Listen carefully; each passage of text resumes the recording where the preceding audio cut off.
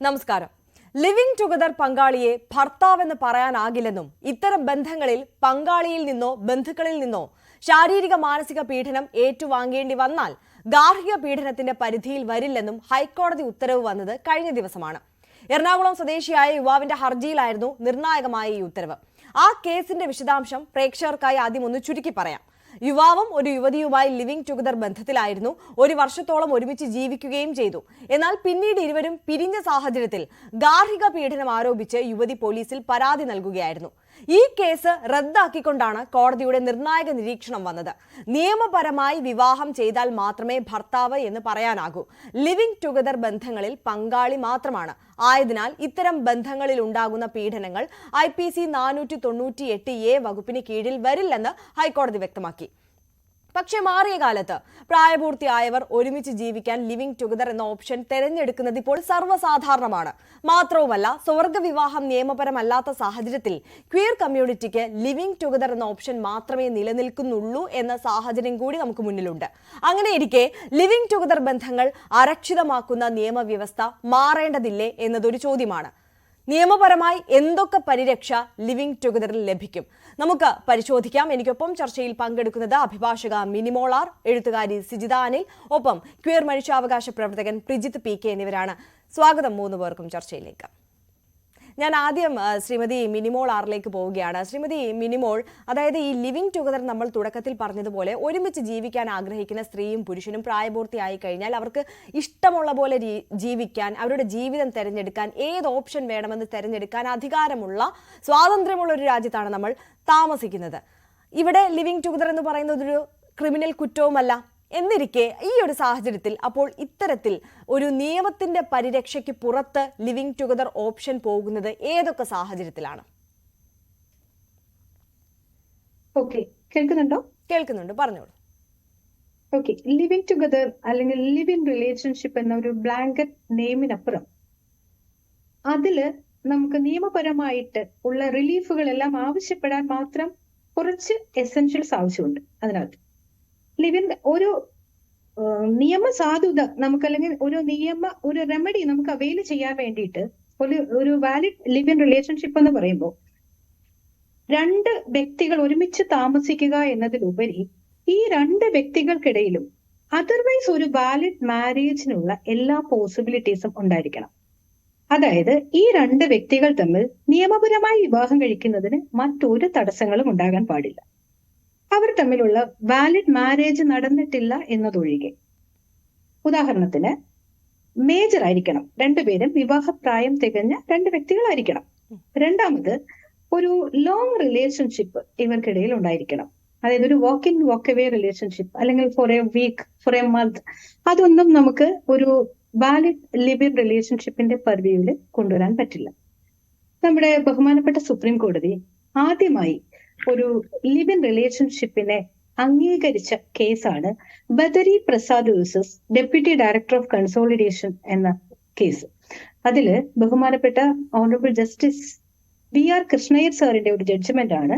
അതില് 50 വർഷം ദൈർഘ്യമുള്ള ഒരു ബന്ധത്തെയാണ് നിയമപരമായി അദ്ദേഹം അംഗീകരിച്ചത് ആ കേസിൽ. അപ്പോ അതാണ് നമ്മുടെ ആദ്യമായി ലിവ് ഇൻ റിലേഷൻഷിപ്പിനെ അംഗീകരിച്ച ഒരു കേസ്. അടുത്ത കണ്ടീഷൻ എന്ന് പറഞ്ഞാൽ, രണ്ട് വ്യക്തികളും തമ്മിൽ, ഞാൻ നേരത്തെ പറഞ്ഞല്ലോ, നിയമപരമായ വിവാഹത്തിന് യാതൊരു തടസ്സവും ഉണ്ടാകാൻ പാടില്ല. ആ രീതിയിൽ ആർക്കൊക്കെ ഒരു ലിവ് ഇൻ റിലേഷൻഷിപ്പിൽ ആകാം എന്നുള്ളതിനെ കുറിച്ച് ബഹുമാനപ്പെട്ട സുപ്രീം കോടതി ചർച്ച ചെയ്ത ഒരു പ്രധാനപ്പെട്ട കേസാണ് Indra Sharma versus BK Sharma and others. അത് ഒരു 2013 കേസാണ്. ആ കേസില് വിധി എന്താന്ന് വെച്ചാൽ, ഒരു വിവാഹിത അല്ലാത്ത, ഒരു അൺമാരീഡ് ആയിട്ടുള്ള ഒരു പെൺകുട്ടി വിവാഹിതനും ഒരു സ്വന്തമായ ഒരു കുടുംബവുമുള്ള ഒരു പുരുഷനൊപ്പം ഏറെക്കാലം ഒരുമിച്ച് താമസിച്ചു അറിഞ്ഞുകൊണ്ട്. ബട്ട് ആ കേസിൽ കോടതി പറഞ്ഞത് എന്താന്ന് വെച്ചാല്, ആ കുട്ടിക്ക് ഗാർഹിക പീഡന നിരോധന നിയമപ്രകാരമുള്ള യാതൊരു റിലീഫിനും അർഹതയില്ല എന്നുള്ളതാണ് പറഞ്ഞത്. കാരണം അതർവൈസ് വാലിഡ് മാരേജിന് അവർക്കിടയിൽ യോഗ്യതയില്ല എന്നുള്ളതാണ് കാരണം, അറിഞ്ഞുകൊണ്ടാണ്. അപ്പൊ ഇതാണ് ഈ രണ്ട് കണ്ടീഷൻസ്. ഈ പറഞ്ഞ കണ്ടീഷൻസിൽ പ്രധാനമായിട്ട് നമ്മൾ നോക്കേണ്ട കാര്യങ്ങൾ ഇതൊക്കെയാണ്. ഒരു വാലിഡ് ലിവ് ഇൻ റിലേഷൻഷിപ്പ് ആണോ എന്നുള്ളത്. അടുത്ത പോയിന്റ് എന്ന് പറഞ്ഞാൽ, ഇവർക്ക് എന്തൊക്കെ പരിഹാരങ്ങൾ അവൈലബിൾ ആണ്. അതായത് ഒരു ലിവ് ഇൻ റിലേഷൻഷിപ്പിൽ ഒരു ഇഷ്യൂസ് ഉണ്ടായി കഴിഞ്ഞാൽ, ഒരു പ്രശ്നങ്ങൾ ഉണ്ടായി കഴിഞ്ഞാൽ എന്തൊക്കെ അവൈലബിൾ ആണ്, എന്തൊക്കെ അവൈലബിൾ അല്ല എന്നുള്ളതിനെ കുറിച്ച് നമുക്ക് നോക്കാം. ആദ്യമായിട്ട് നമുക്ക് എന്തൊക്കെ അവൈലബിൾ അല്ല എന്ന് നോക്കാം. ഒരു ലിവ് ഇൻ റിലേഷൻഷിപ്പിൽ ഒരു പാർട്ട്ണർ മരിച്ചു കഴിഞ്ഞാൽ ആ പാർട്ട്ണറുടെ നിയമപരമായ അവകാശി, അതായത് ലീഗൽ റെപ്രസെന്റേറ്റീവ് എന്ന സ്റ്റാറ്റസ് മറ്റേ പാർട്ട്ണർക്ക് ലഭിക്കുന്നതല്ല. രണ്ടാമത്, മരിച്ചുപോയ പാർട്ട്ണറുടെ പ്രോപ്പർട്ടിയിൽ ഒരു ഇൻഹെറിറ്റൻസ്, അതായത് പ്രോപ്പർട്ടി മറ്റേ പാർട്ട്ണറിലേക്ക് വന്നു ചേരുകയില്ല. ഒരു സാധാരണ വിവാഹത്തിലെ പോലെ വന്നു ചേരുകയില്ല. പക്ഷേ ഇവർക്ക് ജനിക്കുന്ന കുഞ്ഞുങ്ങൾക്ക് നിയമസാധുതയുള്ള ലെജിറ്റിമേറ്റ് ചിൽഡ്രൻ എന്ന പരിഗണന ലഭിക്കുന്നതായിരിക്കും. പിന്നെ അടുത്ത പോയിന്റ് എന്ന് പറഞ്ഞാൽ സെക്ഷൻ 498 IPC പ്രകാരം, അതായത് പുതിയ ഭാരതീയ ന്യായ സംഹിതയിലെ സെക്ഷൻ 85 പ്രകാരം ഉള്ള റെമഡി ഇവർക്ക് അവൈലബിൾ അല്ല. അതിന് കാരണം എന്താന്ന് വെച്ചാൽ സെക്ഷൻ 85 BNS പ്രകാരം കേസ് കൊടുക്കാൻ കഴിയുന്നത് ഭർത്താവിനോ ഭർത്താവിന്റെ ബന്ധുക്കൾക്കെതിരെയോ അവർ നമ്മളോട് കാണിച്ച, അല്ലെ സ്ത്രീകളോട് കാണിച്ച, വൈഫിനോട് കാണിച്ച ക്രൂരതയ്ക്കും പീഡനത്തിനും ഒക്കെ എതിരായിട്ട് നമ്മൾ കൊടുക്കുന്ന കേസാണ്. ഒരു ലിവ് ഇൻ റിലേഷൻഷിപ്പിൽ ഒരിക്കലും ഒരു ഭർത്താവ് ഭാര്യ എന്ന ഒരു ഡെസിഗ്നേഷൻ അവിടെ ഉണ്ടാകുന്നില്ല എന്നുള്ളതാണ് പ്രധാനം. അപ്പൊ അതുകൊണ്ടാണ് 498 IPC അല്ലെങ്കിൽ സെക്ഷൻ 85 BNS നമുക്ക് ലിവ് ഇൻ റിലേഷൻഷിപ്പിൽ ആപ്ലിക്കബിൾ അല്ല എന്ന് പറയുന്നത്. ഇനി നമുക്ക് അടുത്ത പ്രധാനപ്പെട്ട പോയിന്റ് എന്ന് പറഞ്ഞാൽ എന്തൊക്കെ അവൈലബിൾ ആണെന്ന് നോക്കാം. സെക്ഷൻ 125 CRPC പ്രകാരം, അതായത് പുതിയ ഭാരതീയ നാഗരിക സുരക്ഷാ സംഹിതയിലെ 144 വകുപ്പ് അനുസരിച്ച് മലിമാത് കമ്മിറ്റിയുടെ ശുപാർശ പ്രകാരം അതിൽ വൈഫ് എന്ന് പറയുമ്പോൾ ഒരു കൂരയ്ക്ക് താഴെ ഒരുപാട് കാലം വൈഫ് ആയി, അതായത് ഒരു ഭാര്യയുടെ പോലെ ജീവിക്കുന്ന സ്ത്രീകൾക്കും മെയിന്റനൻസിനുള്ള അവകാശമുണ്ട് എന്ന് പറയുന്നുണ്ട്. അതുപോലെ ബഹുമാനപ്പെട്ട സുപ്രീം കോടതിയുടെ ഒരു പ്രധാനപ്പെട്ട വിധിയാണ് ചാൻമുനിയ വേഴ്സസ് ചാൻമുനിയ കുമാർ സിംഗ് കുഷ്വാഹ എന്ന കേസിൽ പറയുന്നു, ഒരു ലിവ് ഇൻ റിലേഷൻഷിപ്പിലുള്ള ഒരു സ്ത്രീക്കും ഒരു സാധാരണ ലീഗലി വെഡഡ് വൈഫിനുള്ള എല്ലാ അവകാശങ്ങളും അവൈലബിൾ ആണ് എന്ന് പറയുന്നു. അതായത് അവിടെ നമ്മൾ പ്രത്യേകം ശ്രദ്ധിക്കേണ്ട കാര്യം, ഡൊമസ്റ്റിക് റിലേഷൻഷിപ്പ് നമ്മൾ അവിടെ തെളിയിക്കേണ്ടി. ഡൊമസ്റ്റിക് റിലേഷൻഷിപ്പിലുള്ള ഒരു സ്ത്രീക്ക് മാത്രമേ നമുക്ക് ഈ protection of woman from domestic violence act പ്രകാരമുള്ള പരിഹാരങ്ങൾക്ക് ഒരു അഗ്രീവ്ഡ് പേഴ്സൺ എന്നുള്ള സ്റ്റാറ്റസിൽ ചെയ്യാനായിട്ട് സാധിക്കത്തുള്ളൂ. അതാണ് പ്രധാനപ്പെട്ട ഒരു വ്യത്യാസം എന്ന് പറയുന്നത്. അവിടെയാണ് ഞാൻ ആദ്യം പറഞ്ഞത്, ലിവ് ഇൻ റിലേഷൻഷിപ്പിലെ വാലിഡിറ്റി അവിടെയാണ് വരുന്നത്.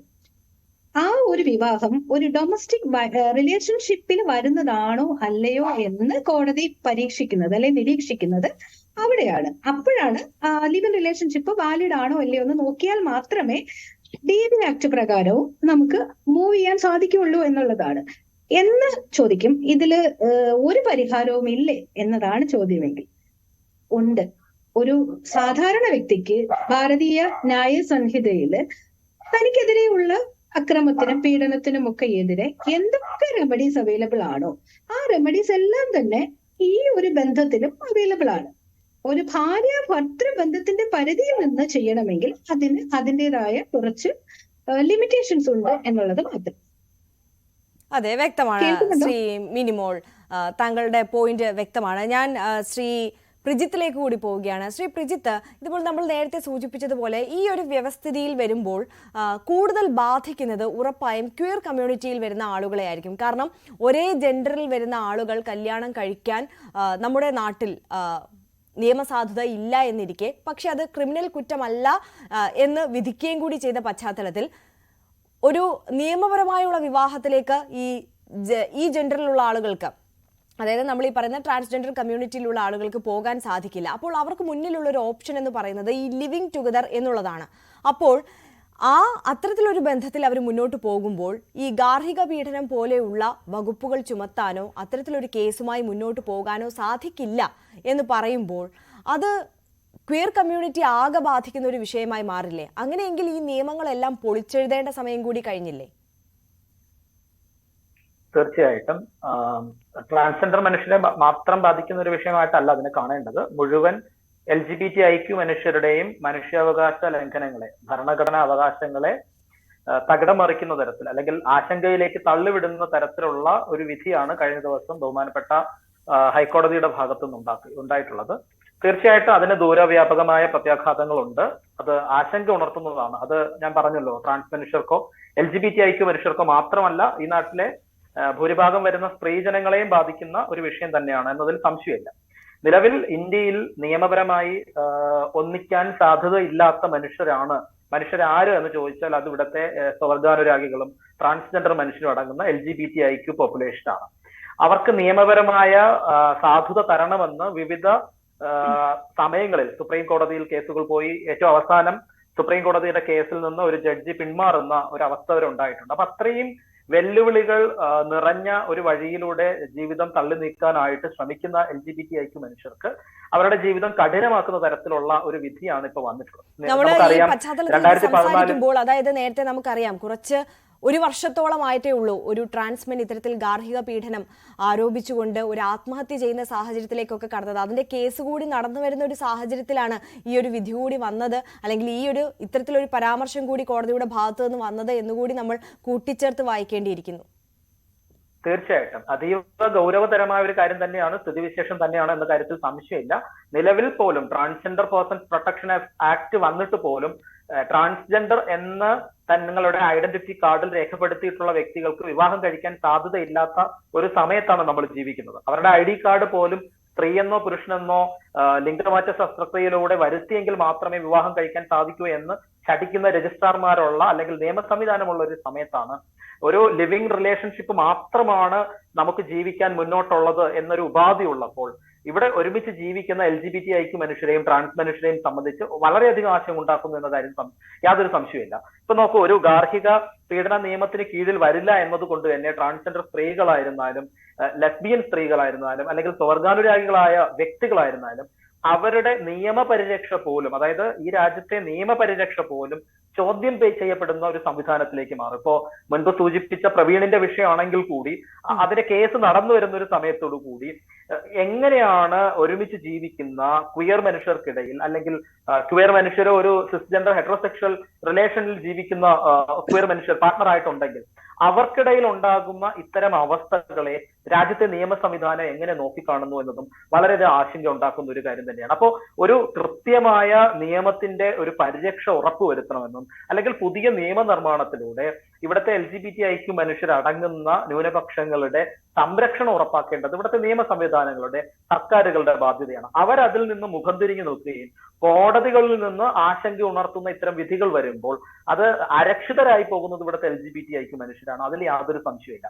അത്തരം ഒരു സാഹചര്യം ഉണ്ടാവുകയാണെങ്കിൽ ഞങ്ങൾ ആരോട് പരാതി പറയും, ഞങ്ങൾ എങ്ങനെ മുന്നോട്ട് ജീവിക്കും എന്ന കാര്യത്തിലും സംശയം വരും. നോക്കൂ, സുപ്രീം കോടതിയുടെ നേരത്തെ ബഹുമാനപ്പെട്ട അഡ്വക്കേറ്റ് സൂചിപ്പിച്ചതുപോലെ സുപ്രീം കോടതിയുടെ തന്നെ വിവിധ ഘട്ടങ്ങളിലെ വിധിന്യായങ്ങൾ, വിധികൾ, പരാമർശങ്ങൾ ഡൊമസ്റ്റിക് വയലൻസ് ആക്ടുമായി ബന്ധപ്പെട്ട് നിലവിലുണ്ട്.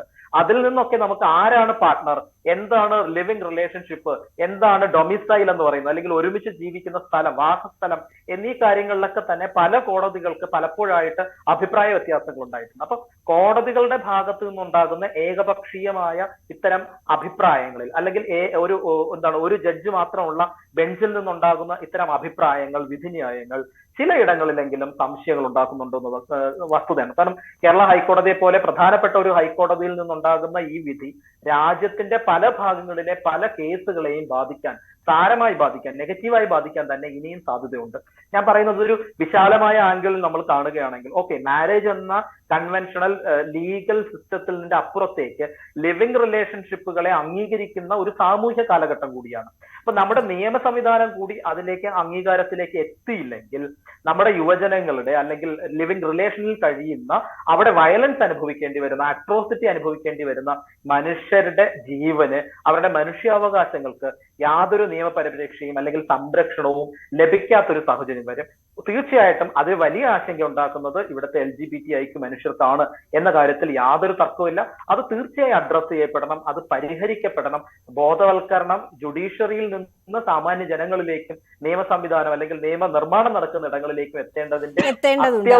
തീർച്ചയായും പ്രിജിത്ത് സൂചിപ്പിച്ചത് വളരെ വാലിഡ് ആയിട്ടുള്ള ഒരു പോയിന്റ് ആണ്. ശ്രീമതി സിജിത അനിൽ, ഈ ലിവിംഗ് ടുഗദർ ഓപ്ഷൻ തിരഞ്ഞെടുക്കുന്ന ആളുകളെ കുറിച്ച് നമ്മളിപ്പോൾ പ്രിജിത്ത് സൂചിപ്പിച്ചതുപോലെ ക്വിയർ കമ്മ്യൂണിറ്റിക്ക് അപ്പുറം എല്ലാ മനുഷ്യരെയും ഇൻക്ലൂഡ് ചെയ്തുകൊണ്ട് നമ്മൾ സംസാരിക്കുകയാണ് എന്നിരിക്കെ ഈ ലിവിംഗ് ടുഗദർ ഓപ്ഷന് ഇത്തരത്തിൽ ഒരു നിയമപരിരക്ഷയുടെ ആവശ്യകത എത്രത്തോളം ഉണ്ട്, അല്ലെങ്കിൽ അത് വേണോ വേണ്ടയോ? ഏത് അഭിപ്രായത്തിലാണ് താങ്കൾ നിൽക്കുന്നത്? ഇതില് ഞാന് നമ്മളെ ഹൈക്കോടതി വിധിയോട് യോജിക്കുകയാണ്.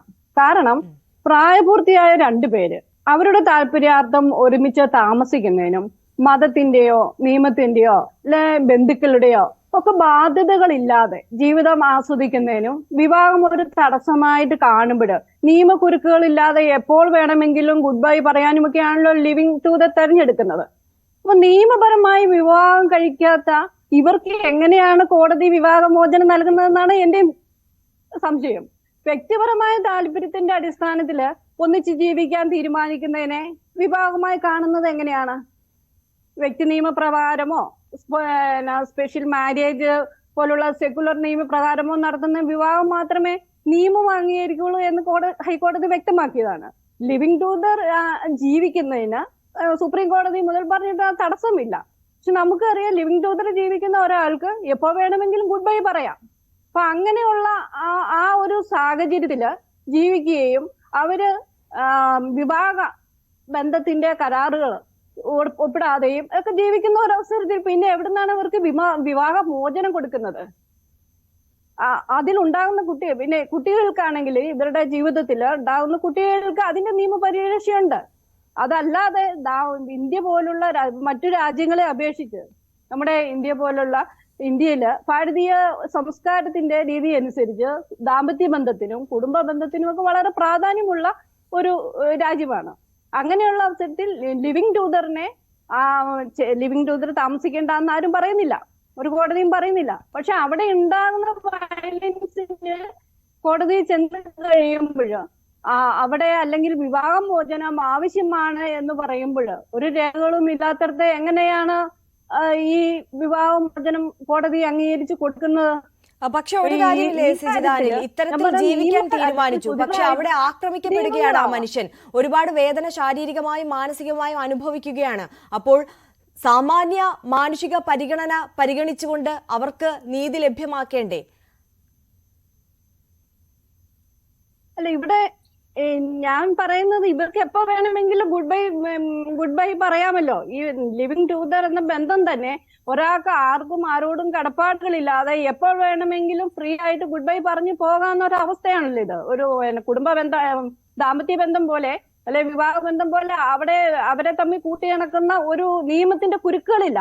അപ്പൊ ഒരാൾക്ക് ശാരീരികമായ ഉപദ്രവങ്ങള് നേരിടുമ്പോൾ അവർക്ക് അവിടുന്ന് മാറിപ്പോവാം. പിന്നെ ഇതിന്റെ അകത്ത് ലിവിങ് ടൂഗദറിന്റെ വേറൊരു വലിയ കുഴപ്പം എന്താണെന്ന് ചോദിച്ചാൽ അവിടെ സ്ത്രീകൾ സുരക്ഷിതരല്ല. കാരണം നിയമത്തിന്റെ പിൻബലം ഇല്ലാത്ത ഒരു ജീവിതത്തില് ഒരു സ്ത്രീയും സുരക്ഷിത അല്ല എന്നുള്ളതാണ്. അപ്പൊ അങ്ങനെ അല്ലെങ്കിൽ നിയമങ്ങൾ മാറ്റണം ഇങ്ങനെ ഉള്ള നിയമങ്ങളിലും. പക്ഷെ ഈ ലിവിങ് ടൂഗദർ തെരഞ്ഞെടുക്കുമ്പോൾ ആളുകൾ ശ്രദ്ധിക്കേണ്ട പ്രധാന കാര്യം, അത് ആര് തെരഞ്ഞെടുത്താലും ശ്രദ്ധിക്കേണ്ട ഒരു കാര്യമുണ്ട്. നിയമത്തിന്റെ കുരുക്കുകളില്ലാതെ ഒരു ബന്ധത്തില് ഏർപ്പെട്ട് ജീവിക്കുമ്പോൾ അവരവരുടെ സ്വന്തം താല്പര്യപ്രകാരമാണ്. അപ്പൊ ആ താല്പര്യപ്രകാരം ജീവിക്കുന്നിടത്ത് അവർക്ക് വേണ്ടാന്ന് തോന്നുമ്പോൾ അവർ വേണ്ടാന്ന് വെക്കുക, അത്രേ ഉള്ളൂ. അതല്ലാതെ അവർക്ക് വിവാഹമോചനം കൊടുക്കാൻ അല്ലെങ്കിൽ അവരൊരു കരാറൊന്നും ഒപ്പിട്ടിട്ടില്ലല്ലോ. അതെ, അതാണ് ശ്രീമതി സിജിതയുടെ പോയിന്റ്. ഏതായാലും ഞാൻ 3 അതിഥികളിലേക്ക് മടങ്ങിയെത്താം. ഒരു ഇടവേള അനിവാര്യമായതുകൊണ്ടാണ്. ഇടവേളയ്ക്ക് ശേഷം ചർച്ചയിലേക്ക് എത്താം. ചർച്ചയിലേക്ക് മടങ്ങിയെത്തുമ്പോൾ എനിക്കൊപ്പം അതിഥികൾ തുടരുന്നുണ്ട്. ഞാൻ ശ്രീ പ്രിജിത്തിലേക്ക് പോവുകയാണ്. പ്രിജിത്ത്, നേരത്തെ സിജിത അനിൽ സൂചിപ്പിച്ച ഒരു കാര്യമുണ്ട്. അതായത് ഈ നിയമത്തിന്റെ നൂലാമാലകൾ വേണ്ട എന്ന് വിചാരിച്ചുകൊണ്ടാണല്ലോ ഇത്തരത്തിൽ ലിവിങ് ടുഗദർ റിലേഷൻഷിപ്പിലേക്ക്, വിവാഹത്തിൽ നിന്ന് മാറി ലിവിങ് ടുഗദർ റിലേഷൻഷിപ്പ് ചൂസ് ചെയ്ത് പോകുന്നത്. അങ്ങനെ പോകുന്നവർക്ക് പിന്നീട് അവിടെ എന്തെങ്കിലും പ്രശ്നമുണ്ടായാൽ എന്തിന് വീണ്ടും ഈ നിയമത്തിന്റെ പരിരക്ഷ തേടി പോകണം എന്ന് വാദിക്കുന്ന ഒരു കൂട്ടം കൂടിയുണ്ട്. ഇപ്പോൾ ഈ ക്വയർ കമ്മ്യൂണിറ്റിക്ക് അപ്പുറം നിന്ന് ചിന്തിക്കുകയാണെങ്കിൽ താങ്കൾ ഈ വിഷയത്തോട് എങ്ങനെ പ്രതികരിക്കും? ഇത് നമ്മുടെ സമൂഹത്തിലെ യാഥാർത്ഥ്യം മനസ്സിലാക്കാതെ നിഷ്കളങ്കരാണ് എന്ന് വിചാരിക്കുന്ന ഒരുപറ്റം ആളുകളുടെ ചിന്തയായിട്ടാണ് എനിക്കതിനെ തോന്നുന്നത്. നോക്കൂ, ലിവിങ് ടുഗദർ പലപ്പോഴും തിരഞ്ഞെടുക്കുന്നത് മാത്രമല്ല, ഇപ്പം LGBTIQ മനുഷ്യരെ സംബന്ധിച്ച് മറ്റു മാർഗങ്ങളില്ലാതെ, രാജ്യത്തെ നിയമപരിരക്ഷ ഇല്ലാതെ, യാതൊരു വിധത്തിലുള്ള സംവിധാനം ഇല്ലാത്തത് കൊണ്ട് ഗത്യന്തരമില്ലാതെ അത്തരം ഒരു ജീവിതത്തിലേക്ക് അല്ലെങ്കിൽ അത്തരം ഒരു ജീവിതം ജീവിക്കേണ്ടി വരുന്ന മനുഷ്യരാണ്. അവിടെ ചോയ്സ് അല്ല വരുന്നത്, ഞങ്ങളെ രാജ്യത്തെ ഭരണ സംവിധാനം, ഇവിടുത്തെ ജനാധിപത്യ സംവിധാനം തള്ളിവിടുന്നതാണ്. ഇനി രണ്ടാമതൊരു വശം പറഞ്ഞു കഴിഞ്ഞാൽ പലപ്പോഴും ഇപ്പൊ നോക്കൂ, മാരേജ് എന്ന് പറയുന്ന ഒരു കോൺസെപ്റ്റിൽ, നിയമപരമായ മാരേജിൽ പോലും നമ്മൾ നോക്കിക്കഴിഞ്ഞാൽ അവിടെ ഇമോഷണൽ അബ്യൂസ് ആയാലും ഫിസിക്കൽ അബ്യൂസ് ആയി കഴിഞ്ഞാലും സെക്ഷൽ അബ്യൂസ് ആയാലും ഇക്കണോമിക്കൽ അബ്യൂസ് ആയി കഴിഞ്ഞാലും ഇത്തരത്തിലുള്ള എല്ലാത്തരം അബ്യൂസുകളും നമുക്ക് കാണാൻ സാധിക്കുന്നതാണ്. അപ്പൊ ഇത് ലിവിങ് ടുഗദറിലാണോ, നിങ്ങൾ ഒരു രജിസ്റ്റേർഡ് ലീഗൽ മാരേജിലാണോ എന്നതിലല്ല. അതിനപ്പുറത്തേക്ക് ഇത്തരം അബ്യൂസുകൾ ഒരുമിച്ച് താമസിക്കുന്ന ഇടങ്ങളിൽ ഉണ്ടാകുന്നുണ്ട് എന്നത് യാഥാർത്ഥ്യം. ഒരുമിച്ച് താമസിക്കുന്ന ഇടങ്ങളിൽ ഉണ്ടാകുന്നുണ്ട്, പക്ഷേ മാരേജിലേക്ക് വരുമ്പോൾ അവിടെ നിയമത്തിന്റെ പരിരക്ഷ ഉണ്ട്. ലിവിങ് ടുഗദർ ചൂസ് ചെയ്യുകയാണെങ്കിൽ അത് ഇല്ല എന്നുള്ള പോയിന്റിന്റെ അടിസ്ഥാനത്തിൽ കൂടിയാണല്ലോ കോടതിയുടെ ഈ ഉത്തരവിനെ നമ്മൾ കാണേണ്ടത്. അത് ഇവിടുത്തെ നോക്കൂ, അത് ഇവിടുത്തെ നിയമ സംവിധാനങ്ങളുടെ പരാജയമല്ലേ, അങ്ങനെയല്ലേ നമ്മൾ അതിനെ കാണേണ്ടത്. അല്ലാതെ ഒരു കൂട്ടം മനുഷ്യർ ഇങ്ങനെ ജീവിക്കുമ്പോൾ, ഇപ്പൊ നോക്കൂ, എനിക്ക് എന്റെ പങ്കാളിയുമൊത്ത് ഒരുമിച്ച് ജീവിക്കാൻ ആഗ്രഹമുണ്ടെങ്കിൽ ഞങ്ങൾ ഒരുമിച്ച് താമസിക്കുമ്പോൾ അത് ലീഗലി വാലിഡ് അല്ലാതായി മാറിയിരിക്കുകയാണ് നിലവിലെ സംവിധാനത്തിൽ. അത് ലീഗലി വാലിഡ് അല്ലാതിരിക്കുന്നത്, നോക്കൂ, സുപ്രീം കോടതി പോലും നിങ്ങൾക്ക് ഒരുമിച്ച് താമസിക്കാം, എന്താണ് ലിവിങ് ടുഗദർ പറ്റും എന്ന് പറയുമ്പോഴും അതിന് നിയമപരിരക്ഷ ലഭിക്കുന്നില്ല. അപ്പൊ അത് ഇവിടുത്തെ നോക്കൂ, ഇത്തരം ഈ ഒരു ജീവിതത്തിലേക്ക് എത്തിപ്പെടുന്ന മനുഷ്യരുടെ പരാജയമോ അത് അവരുടെ തിരഞ്ഞെടുപ്പിന്റെ പരാജയമല്ല, മറിച്ച് അതിനെ കാണേണ്ടത് കുറച്ചുകൂടി വിശാല തലത്തിൽ അതിനെ കാണേണ്ടത് അത് ഇവിടുത്തെ നിയമപരമായ പരിരക്ഷയുടെ അഭാവമാണ്. ആ ഒരു അഭാവം പരിഹരിക്കുകയാണ് നമ്മൾ ചെയ്യേണ്ടത്. ഇപ്പോ ഈ കൊച്ചിയിലെ ഈ കേസിൽ തന്നെ നോക്കൂ, ആ സ്ത്രീ ഇനി ഈ ഒരു കേസുമായി ഇപ്പോ അതില് ശരിയേത് തെറ്റേത് എന്നൊരു പക്ഷത്ത് നിൽക്കാതെ തന്നെ ഇങ്ങനെ ഒരു കേസ് ഉണ്ടാകുമ്പോൾ അവിടെ ഈ നിയമം പോലും പറയുന്നത് അവർക്ക് ലഭിക്കേണ്ട പരിരക്ഷകളെ കുറിച്ച് പറയുന്നുണ്ട്. അപ്പൊ അത് ഉറപ്പാക്കേണ്ട പ്രൊട്ടക്ഷൻ ഓഫീസേഴ്സ് അടക്കമുള്ള ആളുകളുടെ ലീഗൽ വാലിഡിറ്റി പോലും ഇനി ചോദ്യം ചെയ്യുന്നത് എന്ന തരത്തിലേക്ക് ഇത് മാറാം. ഇപ്പം മാരേജ് എന്ന് പറയുന്ന കോണ്ടക്സിന് അപ്പുറം നിൽക്കുകയാണെങ്കിൽ. അപ്പൊ തീർച്ചയായിട്ടും ഇതൊരു തിരഞ്ഞെടുപ്പിലേക്ക് മാത്രം ചുരുക്കപ്പെടരുത്, അതിനപ്പുറത്തേക്ക് തള്ളപ്പെടുന്ന, ഇത് തിരഞ്ഞെടുക്കേണ്ട അല്ലെങ്കിൽ ഇങ്ങനെ ഒരു ജീവിതത്തിലേക്ക് പോകേണ്ടി വരുന്ന ഒരുപാട് മനുഷ്യരുണ്ട്. അവിടെ നിർബന്ധിതരാകുന്ന മനുഷ്യരെ കുറിച്ച് നമ്മൾ ചർച്ച ചെയ്യേണ്ടിയിരിക്കുന്നു. അതേസമയം നമ്മൾ നേരത്തെ പ്രജിത്ത് സൂചിപ്പിച്ചതുപോലെ തന്നെ മാറുന്ന കാലത്തിനനുസരിച്ച് നിയമങ്ങളും മാറേണ്ട ഒരു ആവശ്യകത കൂടിയാണ് പ്രജിത്ത് ചൂണ്ടിക്കാട്ടിയത്. അഡ്വക്കേറ്റ് മിനിമോള്, ഈ ഇത്തരത്തിൽ അതായത് ഇത് നോക്കൂ, അത്ര ഫ്രീ വാക്കവേ എന്ന് പറയുന്ന ഒന്ന് ഇതിൽ ലഭിക്കുന്ന ഒന്നല്ല. ഇപ്പം രണ്ടു പേർക്ക് പെട്ടെന്നൊരു ബന്ധം വേണ്ടാന്ന് തോന്നുമ്പോൾ ഇറങ്ങിപ്പോകാൻ പറ്റുന്ന ഒരു സാമൂഹ്യ സാഹചര്യം നമ്മുടെ നാട്ടിലില്ല എന്ന് ആലോചിക്കണം. ഒരു സ്ത്രീ ഒരു ബന്ധത്തിൽ നിന്ന് ഇറങ്ങി പോകുകയാണെങ്കിൽ അവൾ എവിടെ താമസിക്കും, അല്ലെങ്കിൽ ഒരു വ്യക്തി എവിടെ താമസിക്കും, അവർക്ക് എന്ത് പരിരക്ഷ. ഇപ്പം വീട്ടിൽ നിന്ന് ഇറങ്ങി വന്നൊരു സ്ത്രീ ആണെങ്കിൽ ഇപ്പൊ നമ്മളാണെങ്കിൽ അതിനെ അഹങ്കാരം കൊണ്ട് ഇഷ്ടം കൊണ്ടല്ലേ താന്തോന്നി തരുമല്ലോ എന്നൊക്കെ പറയും. പക്ഷെ അങ്ങനെയല്ല അതിനെ നോക്കിക്കാണേണ്ടത്. അപ്പൊ അവരുടെ സുരക്ഷിതത്വം ഉറപ്പാക്കേണ്ട നിയമ സംവിധാനത്തിന്റെ അഭാവം തന്നെയാണെന്ന് വീണ്ടും പറയുക. തീർച്ചയായും അഡ്വക്കേറ്റ് മിനിമോൾ, അതായത് ഇതിപ്പോൾ ഗാർഹിക പീഡനത്തിന്റെ പരിധിയിൽ വരുന്നില്ല എങ്കിൽ പോലും ലിവിങ് ടുഗദർ പാർട്ട്ണർഷിപ്പിൽ ഇത്തരത്തിലൊരു അതിക്രമം നടക്കുകയാണെന്നുണ്ടെങ്കിൽ ഒരു വ്യക്തി മറ്റൊരു വ്യക്തിയെ അതിക്രമിക്കുന്നു എന്നുള്ള ക്രിമിനൽ കുറ്റത്തിന്റെ പരിധിയിൽ ഈ കേസുകൾ ഉൾപ്പെടുത്തുന്നുണ്ടല്ലോ. അതേസമയം ഈ ഗാർഹിക പീഡനത്തിന്റെ പരിധിയിൽ തന്നെ കൊണ്ടുവരണമെന്ന് ശഠിക്കുന്നതിന്റെ ഒരു കാര്യം എന്താണ്? അതിൽ നിയമം കൂടുതലായി ആനുകൂല്യങ്ങൾ നൽകുന്നുണ്ടോ? വളരെ വേഗം ചുരുങ്ങിയ വാക്കുകളിൽ. തീർച്ചയായിട്ടും സാധാരണ രീതിയിൽ നമ്മൾ BNSന്റെ IPCയുടെ പരിധിയിൽ ഒരു കേസ് കൊടുക്കുന്നത് പോലെ അല്ല. ഗാർഹിക പീഡന നിരോധന നിയമപ്രകാരം ഒരു കേസ് കൊടുക്കുമ്പോൾ നമുക്ക് സ്പീഡി റെമഡി അവൈലബിൾ ആണ് അവിടെ. പെട്ടെന്ന് തന്നെ നമുക്ക് ഒരു കേസ് തീർന്നു കിട്ടും. അപ്പൊ അങ്ങനെ കുറെ ബെനിഫിറ്റ്സ് അതിനകത്തുണ്ട്. ഒരുപാട് നൂലാമാലകളില്ല, പോലീസ് റിപ്പോർട്ടില്ല, ഒന്നുമില്ല. നമുക്ക് നേരിട്ട് കോടതിയിൽ ഒരു MC കേസായിട്ട് ഫയൽ ചെയ്യാവുന്നതാണ്. ഇത് വളരെ പെട്ടെന്ന് തന്നെ തെളിവെടുത്ത് അതിലൊരു തീരുമാനം ഉണ്ടാവുന്നതുമാണ്. അപ്പൊ അതാണ് ആ ഡൊമസ്റ്റിക് വയലൻസ് ആക്ടിന്റെ പരിധിയിൽ പോകാൻ പലരും ആഗ്രഹിക്കുന്നത്.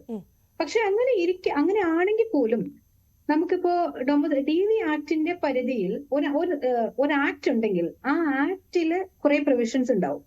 ആ പ്രൊവിഷൻസിൽ പറഞ്ഞിരിക്കുന്നതിനപ്പുറമായിട്ടൊന്നും ചെയ്യാനാവില്ലല്ലോ. ഇപ്പം DV ആക്ട് പ്രകാരം ഒരു ഡൊമസ്റ്റിക് റിലേഷൻഷിപ്പ് വേണം എന്നാണ് പറയുന്നത്.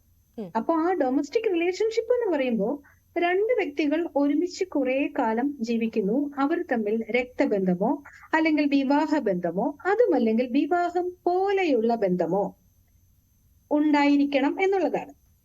അവിടെ ലിവ് ഇൻ റിലേഷൻഷിപ്പ് എന്ന് എക്സ്പ്ലിസിറ്റ് ആയിട്ട് പറഞ്ഞില്ലെങ്കിൽ പോലും റിലേഷൻസ് ലൈക്ക് മാരേജ് എന്ന് പറയുന്ന ഒരു ഇത് വരുന്നുണ്ട് അവിടെ, വിവാഹം പോലെയുള്ള ബന്ധം. അവിടെയാണ് ഞാൻ പറഞ്ഞത് ലിവിങ് ടുഗദർ റിലേഷൻഷിപ്പിന് ക്വാളിഫൈഡ് ആയിട്ടുള്ള ആൾക്കാർ തമ്മിലുള്ള ബന്ധമായിരിക്കണം അത്. അതെ, അത്തരത്തിൽ നിയമം നിഷ്കർഷിക്കുന്ന മാനദണ്ഡങ്ങളിൽ പെടുന്നവ മാത്രമേ ഈ നിയമത്തിന്റെ പരിരക്ഷയിൽ വരികയുള്ളൂ എന്നുകൂടിയാണ് അഭിഭാഷക അഡ്വക്കേറ്റ് മിനിമോൾ ആർ പറഞ്ഞത്. എന്തായാലും നമുക്ക് സമയപരിമിതി ഉള്ളതുകൊണ്ടാണ് ഇടപെട്ടത്. നമ്മുടെ ചർച്ചയുടെ സമയം ഇവിടെ അവസാനിക്കുകയാണ്. പങ്കെടുത്ത എല്ലാ അതിഥികൾക്കും ഒരിക്കൽ കൂടി നന്ദി. ശ്രീമതി സിജിത അനിൽ, അഡ്വക്കേറ്റ് മിനിമോൾ ആർ, ഒപ്പം പ്രിജിത് PK എന്നിവർക്ക് പൂർണ്ണമാകുന്നു. നമസ്കാരം.